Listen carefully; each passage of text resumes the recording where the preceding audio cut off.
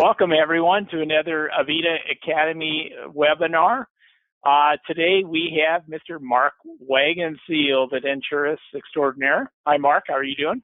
Super duper, good morning everybody, woo! All right, excellent. Thank you for doing this with us. I know that we do a very variety of different subjects, and today will be interesting as they all are. And I think this is also a very important topic today, selecting the right VITA tooth, mold, and freedom design wax occlusal rims to reduce bite errors. I think a lot of us get things from the dentist that we're not sure what to make of, and I think you're going to be able to guide us through how to figure things out and eliminate all these subjective landmarks and things of that nature that we have to look at and hope that we find to do a successful job on our dentures. So thanks for joining us today, Mark. Mark Wagenseil, he's a global certified trainer and a management consultant. He's a licensed denturist and dental technician with over 35 years of experience. He started out when he was the age of 17. He owns and operates Heritage Denture Center in Edmonton, Canada. He has owned clinical denturist practice. Mark has spent his career focusing on how dentures can integrate into the mouth and body and how we can work with them and make everything better. Inspires a unique awareness of occlusion and professional growth of technicians, dentists, and other denturists. So Mark, I will let you take it away. I will provide you with the means to be the presenter. Good morning. We don't slap teeth together. Woohoo! We good, Jim? Yeah, we are good. So I'm going to go ahead and bow out, and then it'll be all yours. Awesome. Thanks, Jim. First off, good morning. Welcome. Thanks for taking a moment out of your busy day to join us as we share our stories to continue to grow to be a superhero to the patient. My thanks to VITA North America for their kind support of our professions to help in our continued development and growth. So thanks to everyone at VITA North America, especially to Jim McGuire for his hard work behind the scenes for putting this on and their kind support of our profession. So thank you. My name is Mark, and again, I'm 53. I started caring for patients when I was 17. I see patients directly. I've also worked in large commercial labs, and it's been the right profession and the right choice for me. I love what I do for a living, and now being able to lecture and share my stories is awesome, and I always call it my candy. So thank you as we join an hour and a half journey here about some occlusal rims and some registrations. This idea came from sort of the freedom messaging and lectures that I've been doing over the last few years and some of the feedback that we received. So we wanted to focus in on the rims, specifically regarding registrations and what I've done to help reduce some registration errors. They're costly. We hear the expression of, it's hard to take a bite, or, we always get the wrong bite. So, from a lab perspective, it's courier costs and time and remounts and resets. And then for the clinician, it's chair time. If we can cut down on chair time, that's really important. So I want to share with you sort of my journey and sort of where I'm at from today's perspective of how I've gotten here regarding making rims and taking a bite on a patient. It can be challenging, and there's a lot of factors at play. I appreciate we can't cover everything today, but I wanted to take an holistic approach, give you an overview of it. And this is to help. This is to help gain information from the patient, understand denture integration into the body, and then again to reduce our stress when our stresses regarding remakes and resets because it's costly. If you ask how did I get to this point, and sort of what triggered this was now an understanding of you cannot change what you cannot measure. And I took a moment to stop and say, I need to find a measure. So I looked at the adjustment rate of me and my practice, what I was doing for adjustments, what were common adjustments that I was seeing, how many times was a patient coming back for adjustments. so that I could understand what could I change to try and reduce that rate. Adjustments are expensive. An average denture wearer, so an upper and lower denture patient, can be expected to come back to your office 2 to 5 times for an adjustment. 2 to 5 times. That clinician then has to see the patient, make corrections, and they do that for free. It's costly. Adjustments are running anywhere from 20 to 30 minutes when you look at the whole holistic time of greeting the patient, introducing yourself, finding out what needs to be done, doing the work, cleaning, reinserting the denture, charting, dismissing the patient, cleaning the room afterwards. It's 20 to 30 minutes. When you look at your overall operating costs per hour from a dentist perspective or a clinician's perspective or a denture clinic's perspective, I'm not going to, we'll just give you a verbal holistic of this. When you look at what you pay per month for rent, wages, costs, advertising, phone, what it costs you to turn the lights on every day and operate your business. The average denture clinic is probably looking anywhere from about $15,000 to $25,000, maybe $30,000 a month. So you need to, when you consider, say we do an 8-hour working day, but you take an hour for lunch. So I sort of did the numbers based on a 7-hour working day.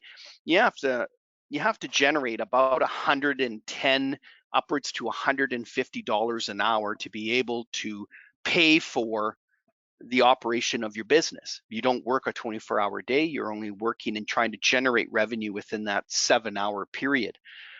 And of course, you don't generate revenue every hour as a denture clinic usually. So, it works out to about that 110 to 150 or so dollars an hour.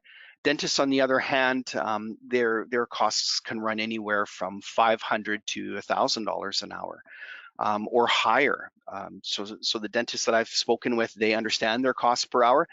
So circling back, if you do 2 adjustments a day at around 30 minutes per day, that's 1 hour of lost time. You've now lost that operating fee of what it takes. So you have to make that up elsewhere. So it becomes very, very expensive. And that was sort of one of my aha moments in my career to kind of wake me up and say, well, wait a minute. I mean, there is also a financial and a dollar value to an adjustment, as also the fact of a patient having to come back for adjustments. I kind of smirk and laugh because when you look at the totality of this, we have a patient that comes into the office. They are purchasing a service from the clinician. So in this case, say a set of dentures, and we say, okay, it's going to take 3 to 4 appointments spread over so many weeks. Oh, and by the way, it's going to hurt when it's done, and you got to come back 2 to 5 times probably for me to adjust when it hurts. So it's kind of like, you go out to eat and it's like, I'm probably going to get sick. So I kind of laugh because if you can control that, boy, patients notice. They notice, geez, it didn't hurt last time. We hear that when they say you spent time and it didn't hurt, and that people remember. Again, we're dealing with seniors. So I'm going to change the view of the camera and rotate image. Here we go. Okay, so bear with me as I get things focused and set up. Okay. So this is a standard occlusal rim that we see and that we make. So we usually do a light cure base on it is typically, or some sort of shellac or whatnot. It's a reinforced base. The rims are made flat. We're looking at about a width of about 10 to 11 millimeters or 12 millimeters in the back, and usually anywhere about 5 to 7 millimeters in the anterior region, top and bottom. And then we would go ahead and take an occlusal registration with this. So the one thing then that happens when we do this and we take someone's dentures out and put this in, this was again another aha moment for me. So you're going to hear me repeat that often in the next hour and a half, with my apologies, regarding my aha moments. But I tried to think like a denture patient. So typically what we would see is we would have put the rims into the patient's mouth, and then we would ask the patient to close, and then they do this. And I mean, like, no, just relax and bite on your back teeth. No, your back teeth, just touch on the back. And then they thrust their jaw forward. And it's common, and it happens a lot, and it happens with most patients. So I took a moment to go, why do people do that? Because then what we do is we say, okay, we want to retrude the mandible. So we say, tip your tongue. So the tip of your tongue to the back of your throat and close. So everyone try that. Take the tip of your tongue to the back of your throat and close. So what does the patient do? I say to them, take the tip of your tongue to the back of your throat. And what do? No, don't stick your tongue out at me. Take the tip of your tongue to the back of your throat. No, don't stick your tongue out at me. So it's funny, but again, for all the clinicians that are listening, it happens a lot. And so again, and then it's like, okay, just relax and close. And then they thrust their mandible forward. You wonder why we have incorrect bites. So bear with me now as I go through the process to explain and to clarify what I've learned now. So on average, we have a rim. I want to, again, we'll do this and we'll do a side by side. So a patient is used to their denture. They've been wearing their denture every day for 5 to 10 years, and now they're getting it replaced. Their central nervous system is used to this and how it feels. Their central nervous system understands and appreciates the feel of this denture. So how does it feel? Well, number one, it feels the hydraulic pressure that this surface places down onto the denture-bearing ridge.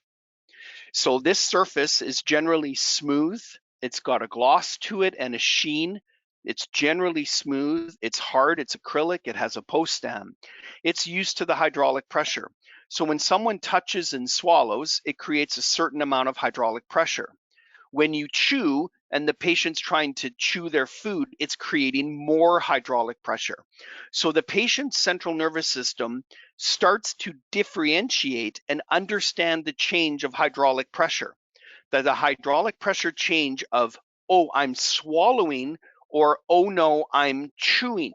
It learns the pressure differentiation, or the difference of pressure and hydraulic pressure on the ridge. So now that patient has that pattern and that mental pattern ingrained into their central nervous system. They're used to something that fits like this, looks like this, operates like this. Then we take it out and we put this in their mouth, which is now on a light cure, it's rougher. It's a rougher texture and a rougher sensation than what the acrylic was. Now we're dealing with something that is made from wax. It's a different feel to their lips and tongue. And now one of my aha moments again was the width of a central incisor is anywhere in and around 1 millimeter or so in width. Yet now we've stuck a wax rim in someone's mouth with the width of 5 to 7 or so millimeters. The width of a posterior tooth on their denture is anywhere in and around that 7 or 8 millimeters of width, depending on the situation. And now we've put anywhere in excess of 10 to 12 millimeters of width in their mouth. So what happens is their central nervous system now becomes, I use the word, there we go, focus, befuddled. It goes, wait a minute, something isn't the same here. So now what happens is their tongue hits this, it's so much thicker. What does the tongue do? Is it retrudes the tongue. And when that happens and the tongue has less space, they can't bite. That's why they thrust their jaw forward. So that's one issue of why that happens. The central nervous system notices a change, but doesn't know why, because we have to remember there is no nerve plugged into this denture for the central nervous system of our patient to feel that directly. So now it has to use its other senses. Its other senses are used to something like this, and we've put this in. No kidding, when you, again, ask the patient to close, they thrust their mandible forward and give you an incorrect bite. Because now this gets coated with saliva, this is slippery, and now this goes in, and what does the clinician say? The clinician says, bite. So now what the patient is trying to reproduce is that bite pressure, that hydraulic pressure that they understand when I bite, that means it has to be hard. And they're trying to reproduce that pressure. And no kidding, then it touches and slides forward and thrusts forward. So we have those two factors that are influencing why the mandible thrusts forward, why they posture their jaw forward, and why it's difficult. So began my journey of again, self-discovery. Here again, here's the width of the central incisor on the lower, and again, the width of the rim. So again, it retrudes the tongue, and the tongue is in a different position, and all of a sudden, no kidding, you can't bite right. So what I did was is if you can go and take some putty or peanut butter, and you put it in your palate behind your teeth. You stick it there, and now try to bite or talk. It's not the same positioning, and so no kidding, this is why we run into problems. And I find it interesting because a patient is used to their set of dentures, regardless of the shape that they're in. We take them out, put this in, and in a matter of a minute, expect them to give us extremely detailed and precise, accurate information without any prep.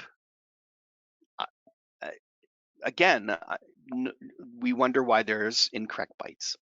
So the first is the general understanding of what is their central nervous system and what are they habitually used to. They're used to this. We take that out and we put this in place. It's different. So now we want to reshape the rims to make them more like what they're used to. And you're going to watch the errors go down. And you can do this from a lab perspective, because now you're not asking the dentist to change the bite per se or do some things different. Really, you're just giving them a different tuned rim. So what you can do now is when we make a wax rim, we have some options. So this is hardened wax. So I use a real hardened wax. It's shiny. Its texture is much like a denture. So it's got the very similar texture and hardness. Certainly there's printed materials out on the market. You're going to ask me in the question box what kind of wax this is. That's what I use. So it's from Candular.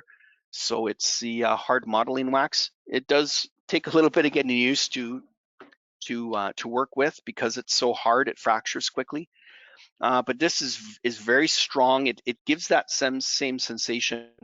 Now with some printing materials and stuff, or if you're using a shellac, you want to use the material that emulates a denture base as best and as best as you think it can.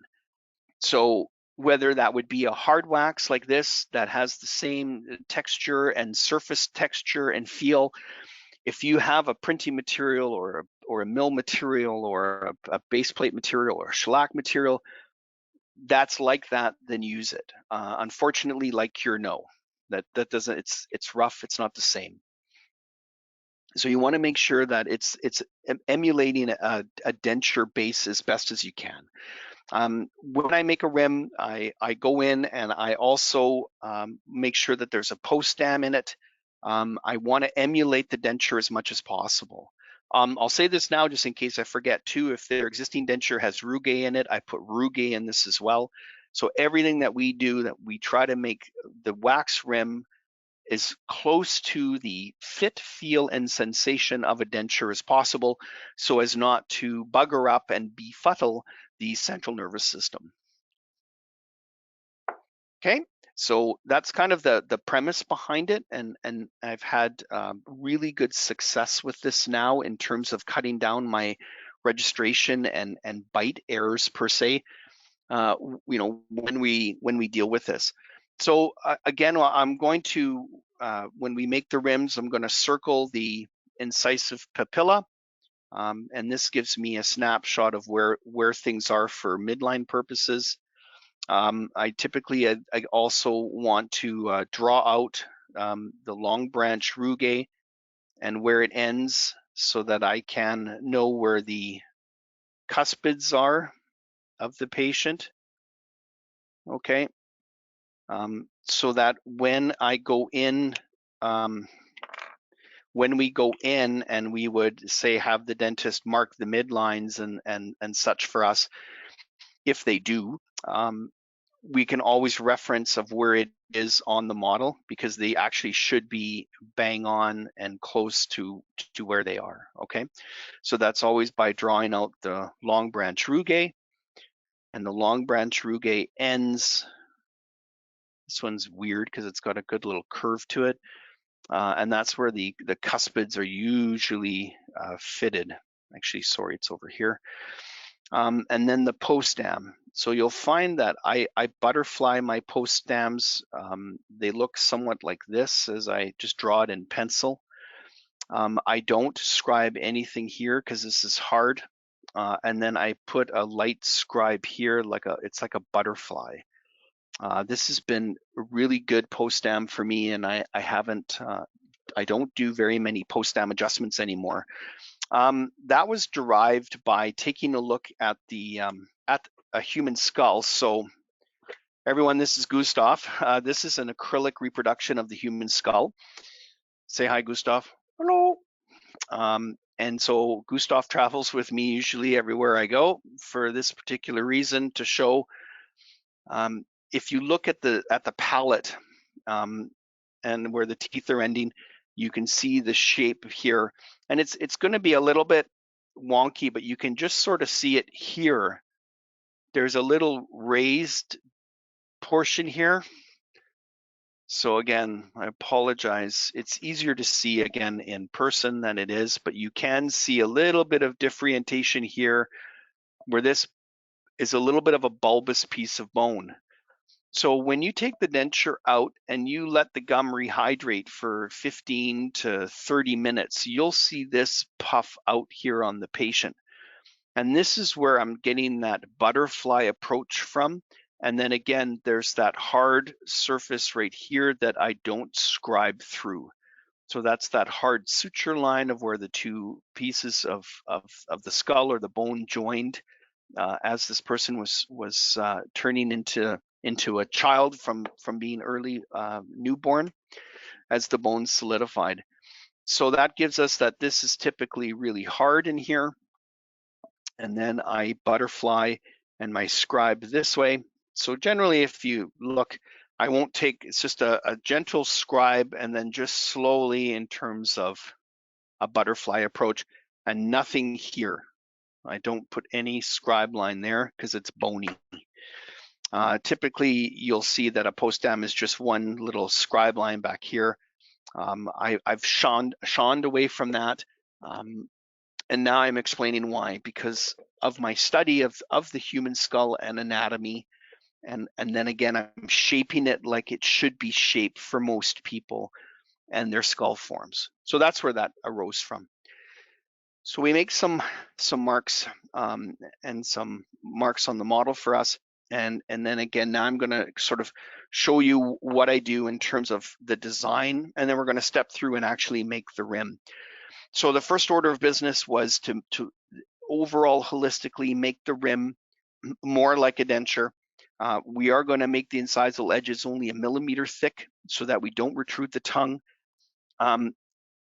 If I can see the patient, I measure this so that I can make the width the same. If I don't see the patient or can't as a technician, and I don't have a cast of their old denture, then you want to make it a little on the thinner side. So about 7 to 9 millimeters would be a general width here for most posterior teeth, give or take. So you can run into that, 7 to 9 millimeter-ish width back here. So that's kind of how I craft this. Just paying attention then that we don't make this 5 millimeters, I make it 1 millimeter so as not to retrude the tongue. So any changes then that you would incorporate from a dental technician's perspective, you can just let your dentist know that you're changing the shape of the rim slightly. If you can have that discussion with them so that they understand why you did that, so that you're not, again, putting this big bulky piece that is foreign to them, and you're trying to, again, cut down on the resets and the incorrect bites, and then of course the chair time and operating costs of the clinician. So that's the key goal there. Okay. Now with Gustav, when we look at him, we acknowledge that the teeth have a curve spee. And the curve spee is there. And in a denture, we copy the curve spee. We believe that we copy the curve spee so that the directional forces go down onto the ridge so that it pushes the denture down. That's why we put a curve spee into the denture, so it helps seat the denture and maintain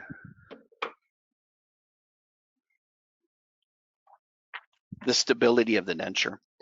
So if we look at it from a perspective of,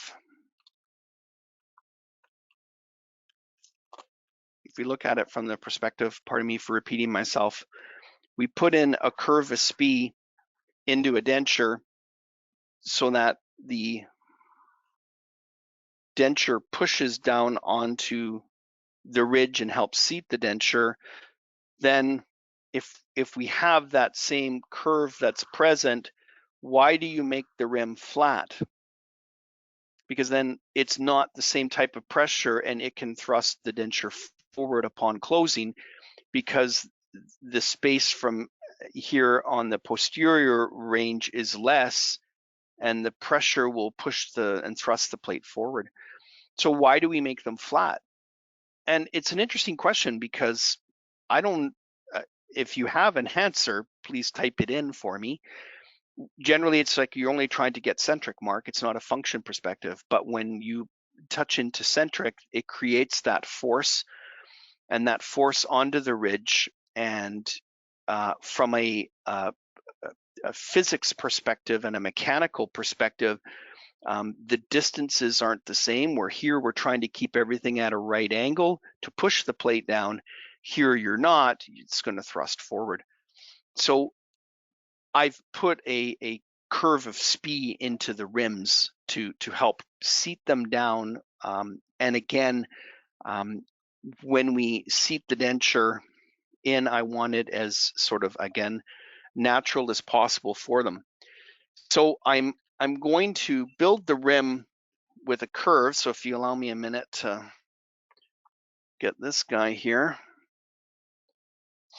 So the idea behind it then with a compensating curve is so that when they touch, again, the forces are directed down and it helps seat the rim in. Even if you have them just touch into centric, I don't want the thrust forward. So again, the idea behind putting that curve of spee into it and not making it flat is for that reason.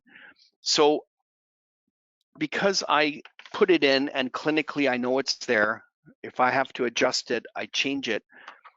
If you build it and the doctor adjusts it, yes, he has to try and remember to put it back in.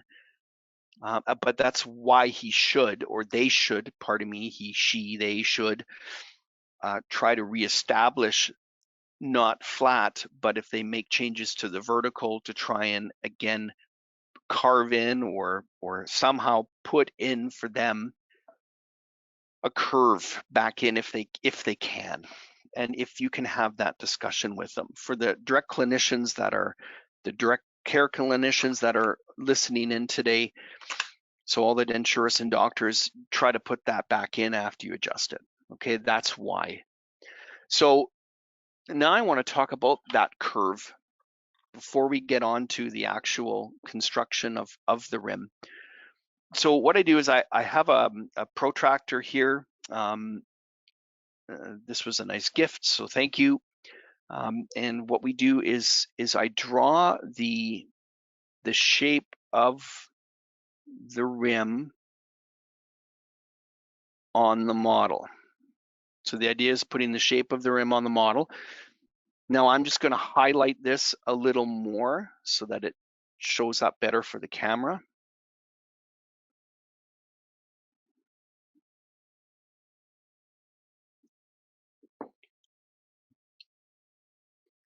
So when you do this, you hold it perpendicular and you're tracing out the rim, the shape of that person's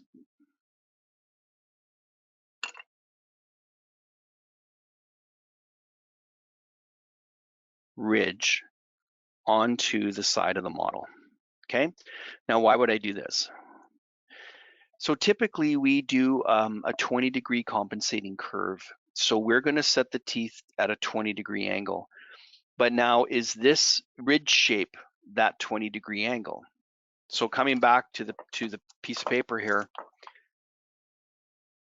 So if this was a set up 20-degree curve or 20 degrees that we incorporate into the denture, yet the actual shape of the ridge, does this isn't 20 degrees. So it's really not the same. So what I'm doing by trying to transfer this onto the ridge, what I'm going to be doing is shaping that rim and actually setting the teeth. So if their shape, looks like this, because that's what I've drawn on the model, then that's my compensating curve for the setup and for the rim. So if this was, in terms of the pad and the sulcus, and that's the lower model, then when I set the teeth, I'm setting it to the same curvature.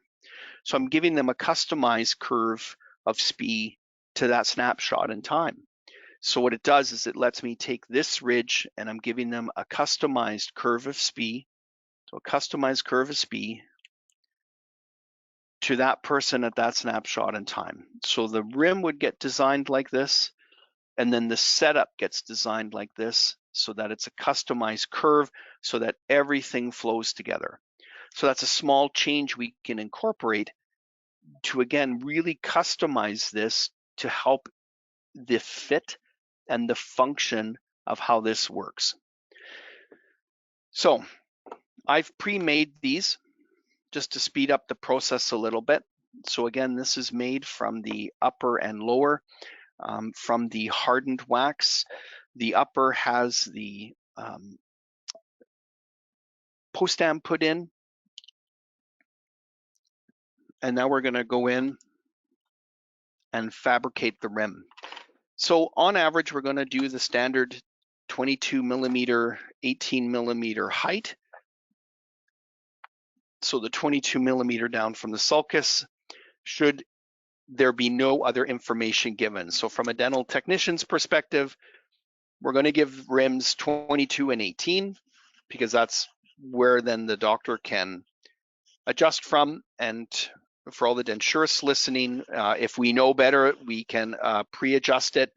If I'm not going to be keeping the same vertical dimension or things of that nature, I don't have to make it 22 and 18. I can do 20 and 16, whatever we think the patient's going to require, and what we're doing with the vertical as part of our treatment planning and where that's come up with. So now I'm going to be using a softer modeling wax, and I'm going to lay this on.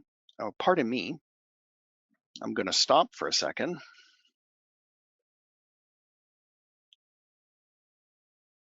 And I'm going to find our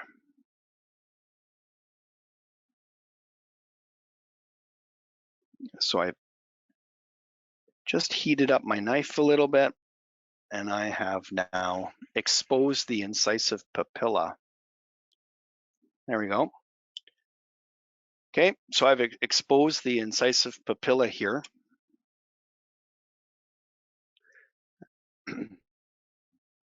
Because I want that reference point. And again, we're going to cover that up in wax here shortly. Okay, so forgive me as I try to work and keep everything in the field of vision of the camera, which is always fun. Now, typically we would use a flat template, and we would now start to squish the wax down and make it flat.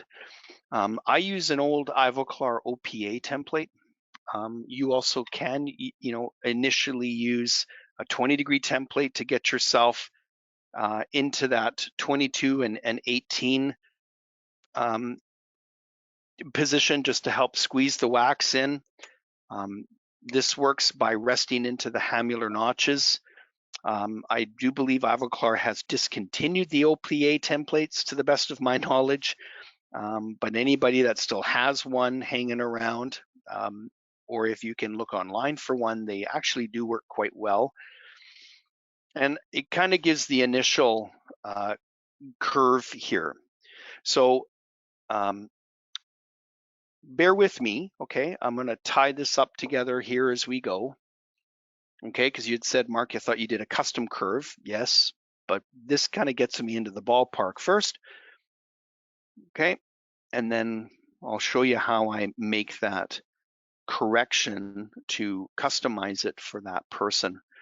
So I'm going to seal the wax down and sort of start the process of trimming this. So I'll get an initial feel of where I want it. As I said, we do want anywhere into that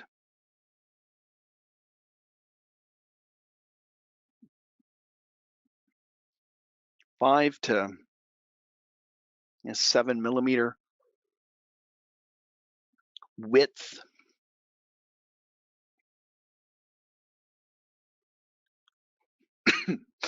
Pardon me.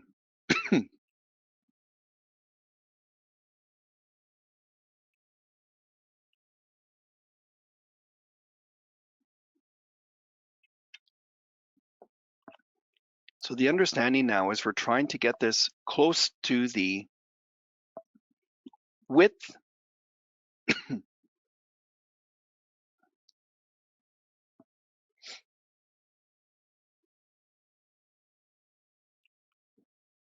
of where we believe the old dentures are. And I'm going to pop my hot knife in and gently just ream out, because I can always cover that back up. And the reason for that is so that I know where I kind of am with my incisive papilla. Okay, because then I know theoretically from the center of that papilla where my incisal edge is going to be and where I am in relation to that incisal edge, because then that tells me that I can start to thin out from here. So I'm trying to keep that incisal edge where it's going to be in the setup. So I'm using model analysis to help guide the actual edge is where the incisal edge will be in the actual setup. Why am I doing that? To again, not confuse and bugger up the central nervous system. So you'll see me now where I'll usually come like this, and I'm taking my hot knife and I'm going in and I'm making this about 1 millimeter thick here, so that it's the same tongue experience, the same tongue width that they would normally be experiencing here in their denture, and I incorporate that into the rim.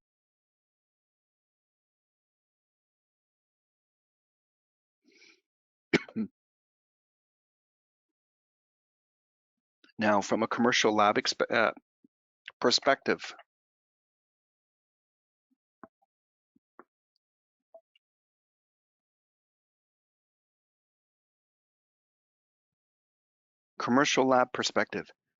these changes should not be significant enough to slow down how fast your technicians can make a rim. What they're doing is they're taking that standard rim that they would normally make, and all they have to do is just cut this down to 1 millimeter, make sure that this is 5 to 7 millimeters, so it's just a thinner application. You can, as I said, cut the hole here. This is why I do it, so that edge is where the edge of the rim will be where the edge of the tooth should be from a model analysis perspective, because it's going to be really close. I'm trying to just shore this up so that the doctor doesn't have to do as much. It's speedier from the clinician's perspective, and I'm trying to make the rim more calibrated for the patient based on model analysis, which is accurate, and it helps then speed up the process for the actual record-taking chair side. So these are some small changes that we can try to incorporate that should not impact the bottom line of the technician trying to finish these rims in a timely manner in a busy work environment. The reason why you want to do this for your doctors is, again, cut down on the remakes. So from a selfish perspective, it's expensive for the lab because you have your courier costs and then the costs for the reset, rearticulation. It's expensive for the lab. And then again, from a non-selfish perspective, it's very expensive for the clinician to retake bites and have resets, and then to the inconvenience of the patient. So I've sort of done an initial finish on the upper here of the upper wax rim, tailoring in at about 22 millimeters. Okay, we're about 1 millimeter on the incisal edge. The incisal edge is so about 7 millimeters ahead of the center of the papilla. In the posterior region, we're running at about 7 millimeters of thickness, which is really close to a standard Dentsply 20-degree tooth. So I'm trying to keep things the same there. Okay, now I'm going to transfer to the bottom. Again, there is a slight compensating curve on this rim now, but again, we'll bear with me on that. Okay. Now we're going to do the lower. So the lower again is on that base plate, the base plate which emulates the denture base as much as possible. So you're going to want to again use a material that emulates a denture base in terms of its sheen and the hardness and general fit and feel. Our goal is to make the rim fit and feel as close to the denture as possible so as not to confuse the central nervous system.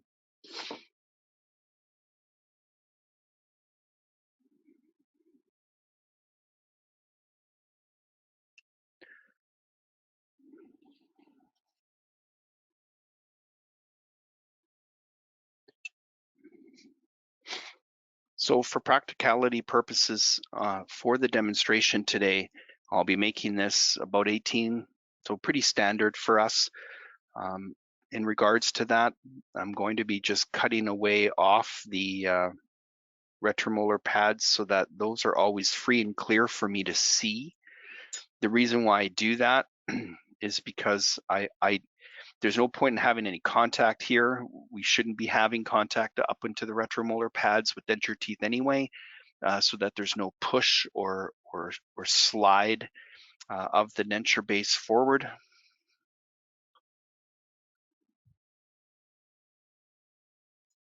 We're going to do an initial seal down. And then this is where I do the customization now to this. So we've drawn again this, and so now if I'm satisfied that I'm close to that 18 mark, this is where then I can take my finger and I'm starting to emulate the shape of the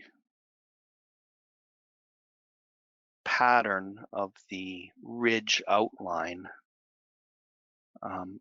with my finger. So really that's what I'm doing. I'm just trying to go through and smooth it. And then again, this is where I'm going to be taking my knife and I heat it, and I want to go to a millimeter edge point, okay, in the anterior. And now I'm going to show you a little bit of something different of how I shape the lower. So bear with me, I'm going to do it and then I'm going to explain it.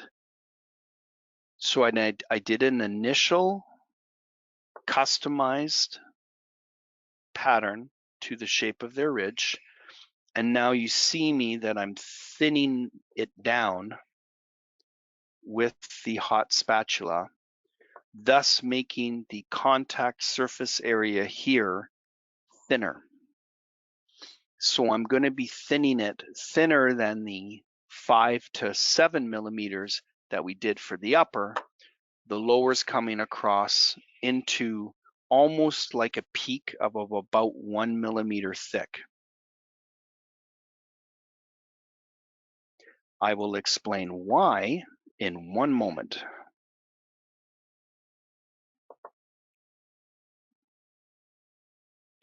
So the lower rim is thinner, like this, okay? All right, we have an upper rim, about 1 millimeter thick. The edge of this is in line with the model analysis of the incisive papilla. It's set at the moment to a 20-degree curve. It's about 7 millimeters thick in the posterior, which is about the width of the denture. Okay, so I'm trying to emulate the width. And in the anterior now, and I'm freeing up the tongue space in here, standard 22 millimeters down. On the bottom, we're at the moment about standard 18 to get started with. Okay. Then I drew the outline of the shape of the ridge and started to mold it with my finger to copy that shape. Then I took an instrument and heated it and then started to take the bulk away from this so that it's about 1 millimeter here and about 1 millimeter here. So from the perspective now, let me draw it out for you. So the upper from a cross section, as I cross section it, this would be the posterior. So that's about that 5 to 7 millimeters back here. And then on the bottom, I've come up to actually a peak like this. Okay. So if you look at it from the cross section like this, so this part here, okay, is emulating here. So it's not 5 millimeters or 7 millimeters hitting 7 millimeters. It's going to be 7 millimeters hitting 1 millimeter. This was done to an initial 20-degree curve because most curves that we found from the study of skulls are about 20 degrees. So that's where that came from. But because we don't know that every patient operates at 20, what I'm doing is I customized it. So now if I flip this over,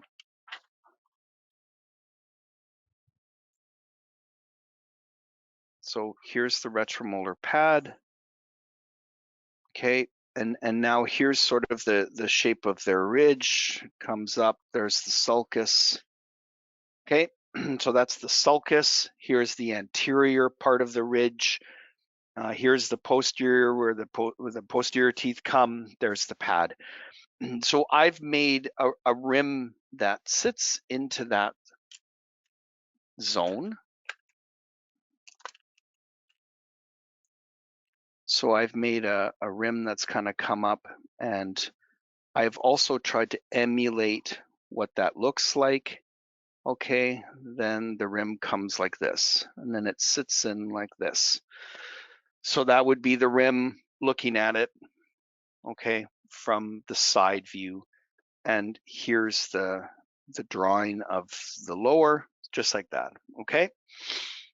And pardon me, this should be about 1 millimeter. So that's the tip here of 1 millimeter. Here it is here on the millimeter. Okay, so that's what it looks like. So now from that perspective, it's going to, now I have the upper rim done. So it looks like this. It was made initially, okay, on a 20 degree. So now the issue lies, why do I do this? So my rationale and my thinking was this. I don't know if that's 20 degrees. So I started 20 here because that's the standard for most people.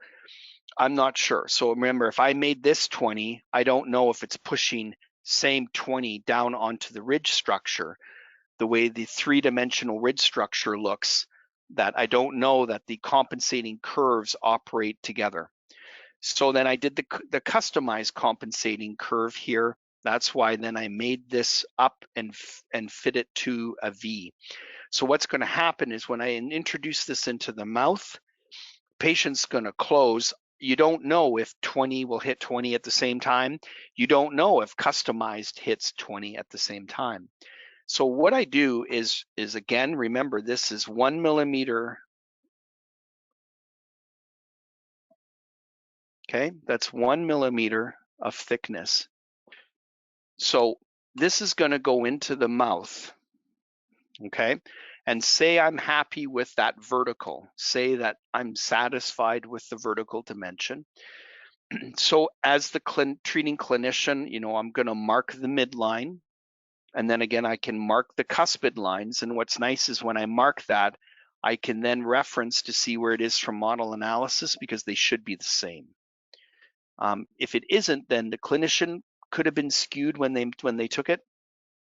You want to just make sure, because this doesn't lie, because this is accurate, that the cuspid line is to this point by 1 millimeter plus or minus.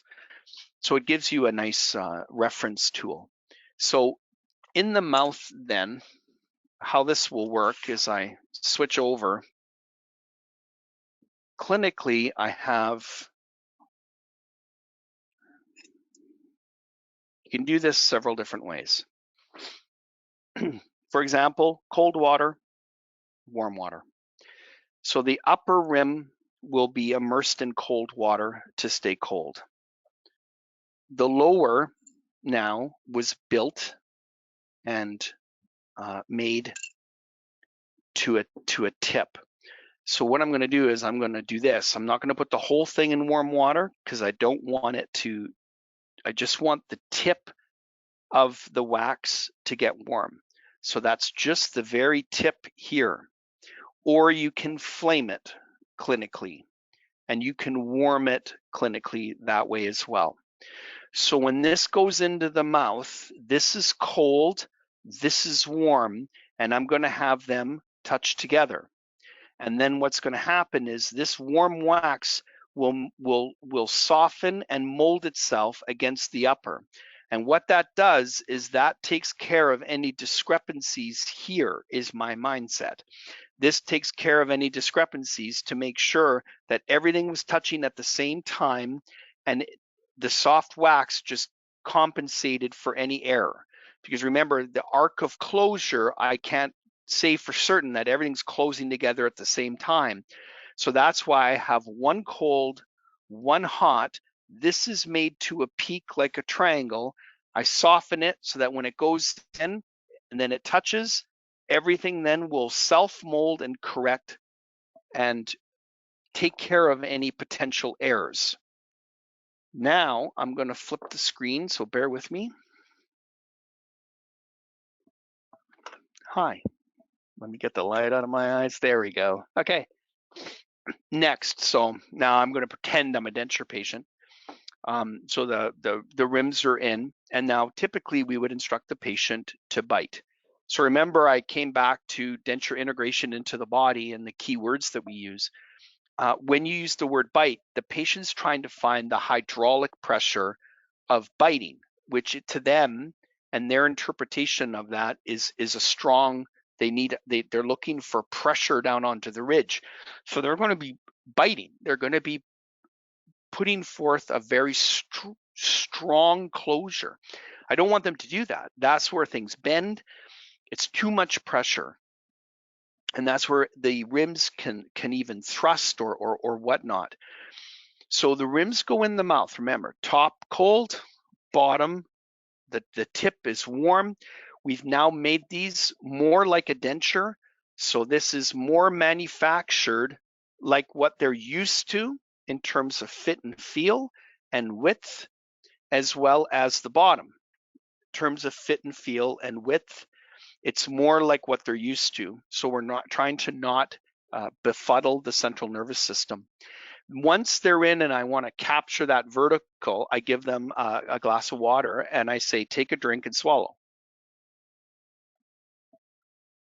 Now, when I say swallow, I say don't open. So we can practice this prior to us doing this for real.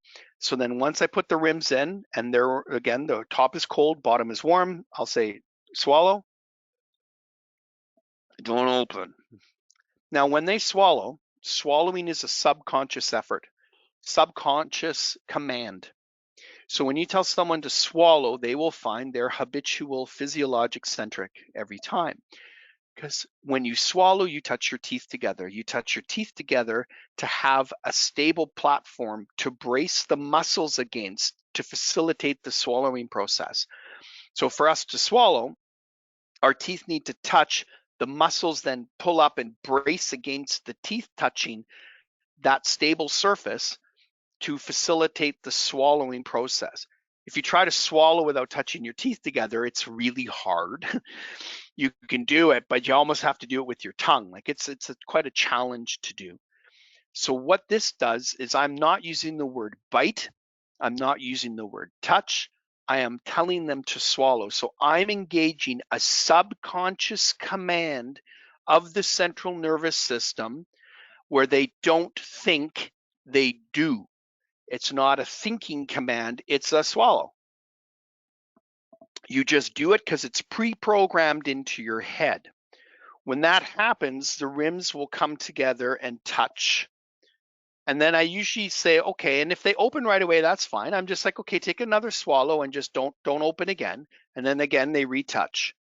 And then from there, you have some options available to you. As the clinician, you can take and score this so that you can put your little marks in so that then you can make sure that it reproduces for you outside. For the doctors, they can, prior to this, you can put a notch into the rim.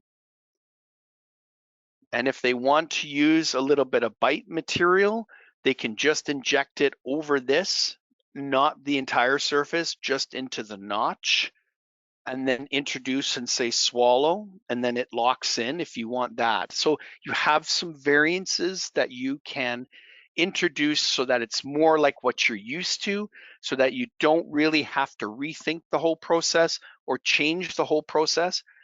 I rechanged it for me, but I appreciate that we are creatures of habit. So we want to try to do this without facilitating too much stress and having it a different procedure to get used to. So you can modify this of what I'm showing you to your specific needs.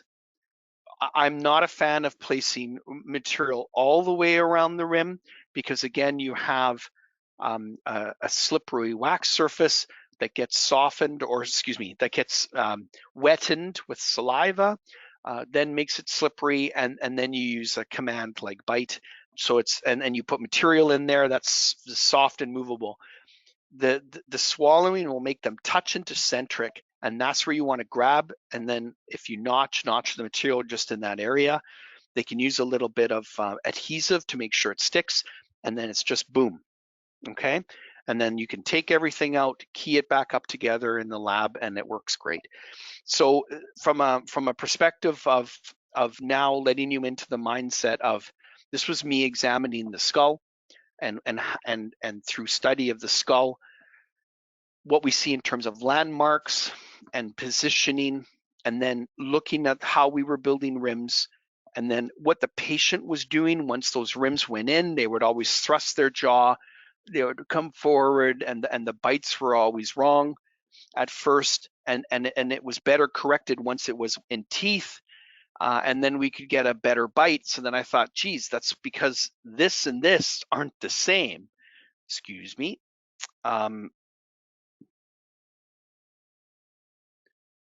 These have to be similar. And when they're similar, then we don't befuddle the central nervous system. And now all of a sudden it picks it up like a denture of what they're used to.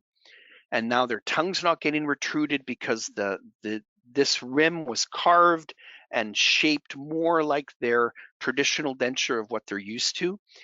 And then I used and stopped using the command word of bite or close. I used the word swallow, which was triggering a subconscious command for the patient, thus putting less pressure down onto the rim. And then again, now you can just modify. I did then a customized curve and then warmed the bottom so that it would take care of any discrepancies, so that both are coming together at the same time. And then since the bottom is softer, it would just make that any in discrepancies or such and correct them. And that really reduced bite stress for me. It really reduced the retakes and resets for a patient, because I started to understand the denture integration into the body, the rim integration into the body. And so then that helps us as we do model analysis, and we sort of look at the shape of the ridge and the rim, and we can take some measurements. That helps us then as we move forward in terms of looking at a living mold guide of say VITA teeth here in VITA Excel.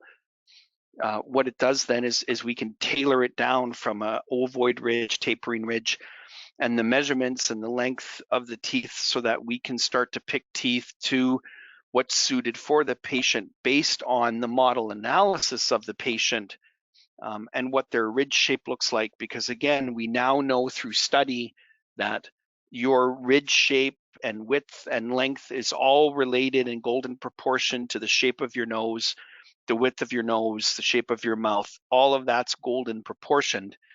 And the VITA, especially the VITA Excel teeth, are golden proportioned as well, following that same protocol, so that it kind of lines everything up, and so that we're trying to give a patient a really customized denture without having to take extra steps or extra work involved from our perspective. So again, what we want to do then at the end of the day is again, once we start crafting, from a rim.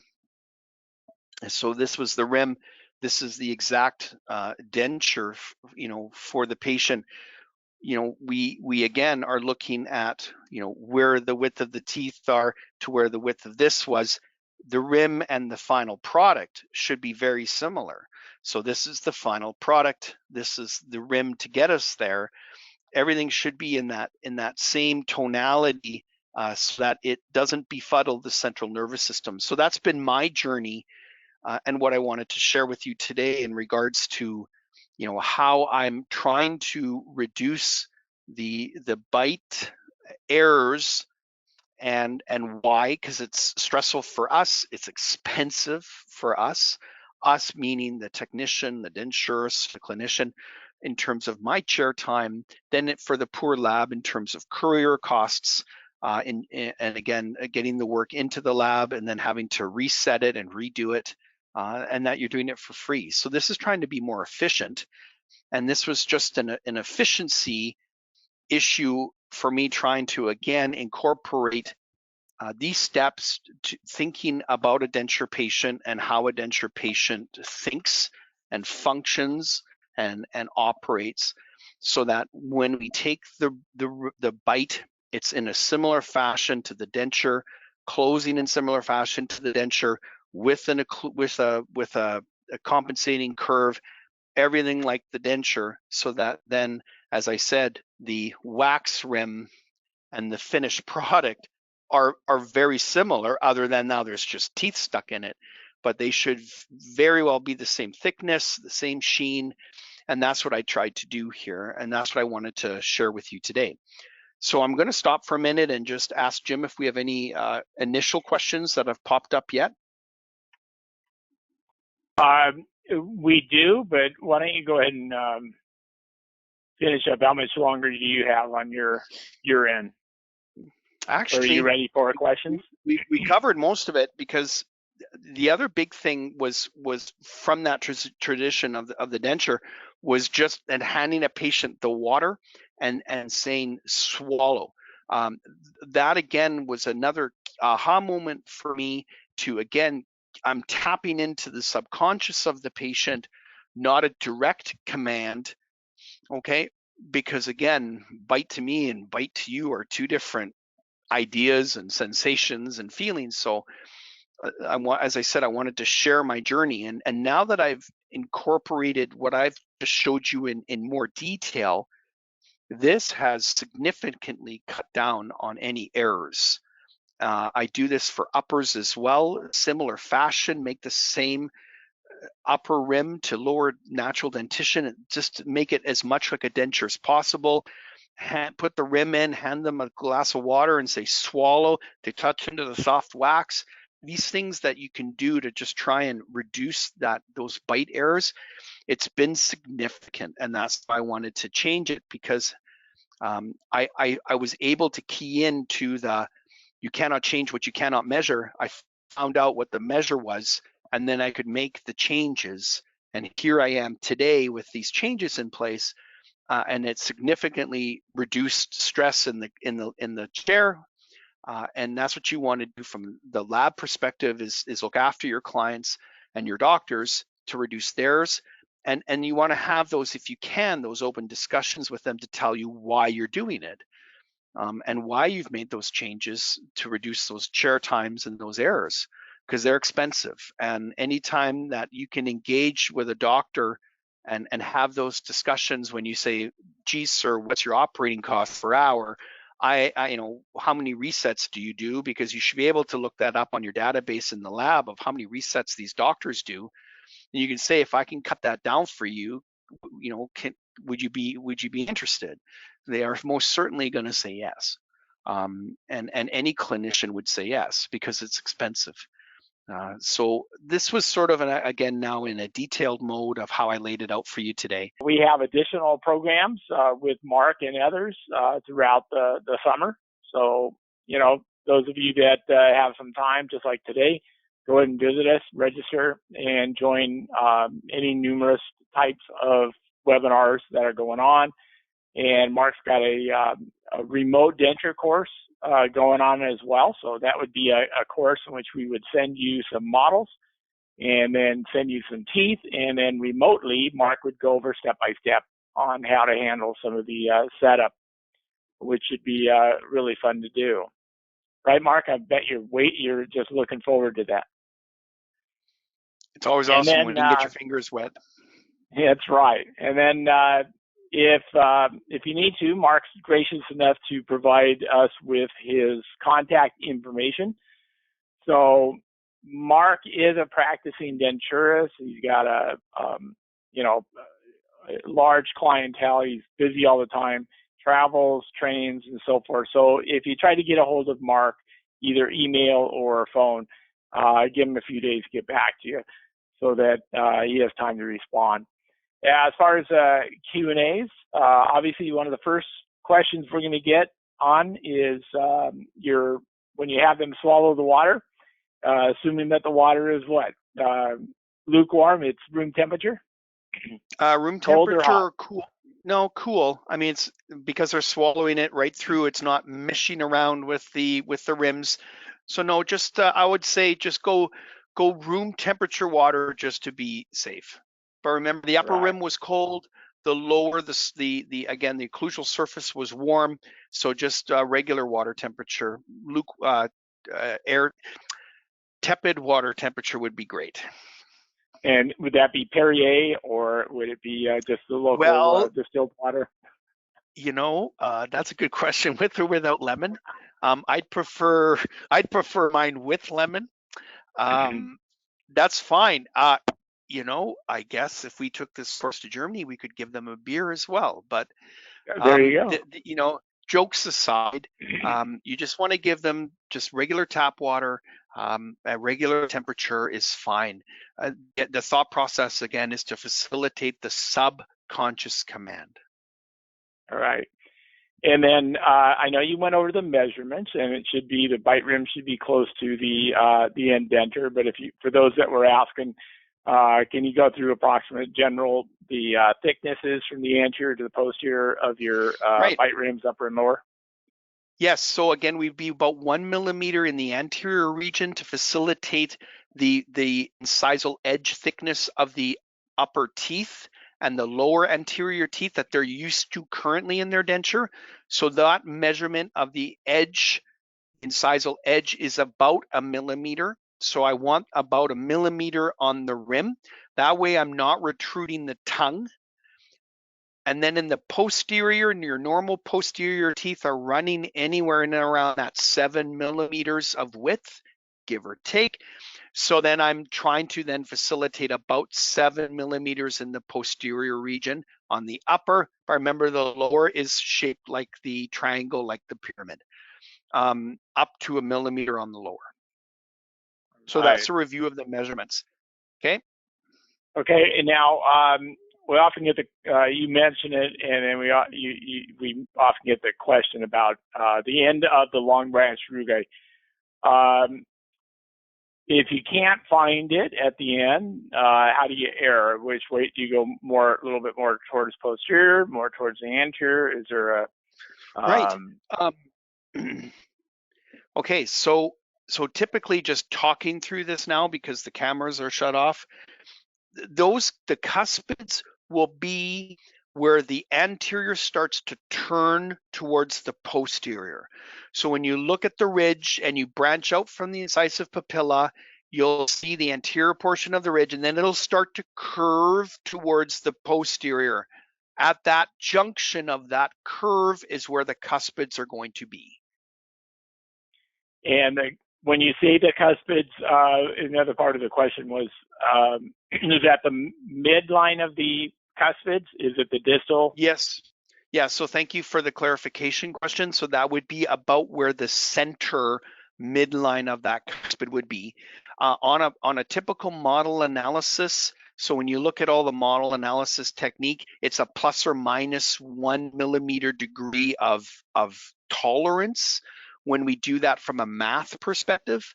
But just from, if you're looking at the curvature of the ridge, that should be give it about this, the midline of that cuspid is in that zone. Correct.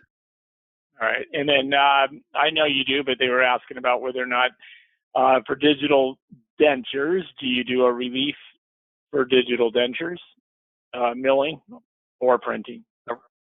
A relief? A relief, yes. Like a butterfly relief or? Yes. Yeah, so I mean, depending on how you do the digital denture, yes, I try to carve the post stem the same no matter which. Okay. And then have you printed a bite rim? And if so, does it work well? Instead of using wax, have you printed a bite rim, or if you found a print wax that might work? What's your experience with on the digital side? Yeah, so we've done the bases only, and I still am a fan of the wax, to be honest with you, just in terms of how the patients seem to interpret it. But that's just me. So again, some people like Coke, some people like Pepsi. So I'm going to err that I'm a fan of the wax, and I still go back. Yes, I've tinkered with it. However, I always come back to the wax. You know, in regards to you know, you going in and say milling out or such the wax, I'm not sure that there's any milling system that can go to a peak yet in terms of that. So that I'm not aware of.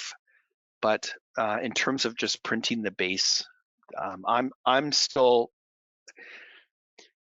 Yeah, I know a lot of people that do shellac. They followed sort of this protocol after my courses, and they've all fallen into the shellac because they didn't like the wax, and I like the wax. So I guess it's going to be you need to try it and see for you. I appreciate that this was to stimulate you thinking and to stimulate what am I going to do and how can I do it and how can I incorporate that into my current production and what I have available from my tools in my office. So then tinker with it and see, and then please be kind enough to email me and let me know what you do. And then that's how we share and grow. Just because I do it a certain way doesn't mean that that's going to necessarily work 100% for you. You have that ability to tolerate and switch it a little bit and customize it to your needs. Not a problem. And then the bite tray itself and denture, how thick do you try to keep those the same thickness? Yes. Everything as close as to what they're currently used to in a denture form is what we do for a rim. Right.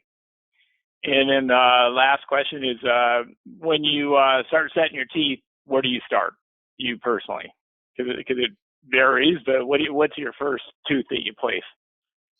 First tooth I place is the upper centrals. That's where I get started. I do the 6 upper anterior teeth, and then I start to the lower. So it's kind of like a blend between a North American setup technique and a German setup technique. Where the Germans, a lot of them start just with the lower 6. I do the the lower first molar, pardon me. I like to start with the upper 6 anterior teeth based on model analysis. So I know I'm 7 millimeters ahead of the papilla, and then I line up where my cuspids are to make sure that they're in line with the long branch rugae. And then 99% of the time, the rest of the setup just falls into position because everything was golden proportioned and mathematically equated to fall together. And then after those upper anteriors, do you jump down to the lower posteriors or continue with the upper? So I do the upper anteriors, and then specifically I do the upper first premolar and then the lower first premolar, the lower posterior teeth, and then the lower anterior teeth are then next, and the upper posterior teeth are last, so that the wax has time to cool. All right. Well, Mark, again, thank you for doing the webinar with us. I'm sure the audience got a great deal of information. I thought it went very well. I like some of your new props there with the jaw, and obviously with your friend Gustav is always welcome on the webinar. So, do you have any last minute thoughts? Again, Jim, thanks to you, thanks to VITA North America, and then thanks to everyone that joined us today. I tried to keep this under an hour and a half, just to again be cautious of our time. This was to stimulate you in thinking, and thanks for joining me and hearing me out on my journey. This was to again make you think and give you some options to say, is this for me or not? And if I want to, then what's my measure? And then how can I make these changes? And again, it shouldn't be a large holistic change into how you do things already domestically in your office, to again save these headaches that we see afterwards. So thanks for hearing me out. The idea was to again share information. That's how we grow and push our professions forward, and again in efforts to be that superhero for that patient. So thanks to you, everyone, and again to VITA North America for supporting us, and Jim for all the behind the scenes work. So thanks. Yeah, well, thank you very much, and we're glad you enjoyed coming on these VITA Academy webinars and educating technicians, denturists, clinicians alike. We greatly appreciate it. I want to thank everybody for joining us today. Again, you can join us on the VITA North America YouTube channel. In a couple of days, you'll be able to see, review Mark's webinar. And online is also on the screen is also Mark's contact information if you need to follow up with him on anything as well. So with that, I'd like to thank everyone for joining us. Mark, again, thank you for taking the time out of your day to help us educate all customers. And this will end today's webinar. Awesome. Thanks, everybody.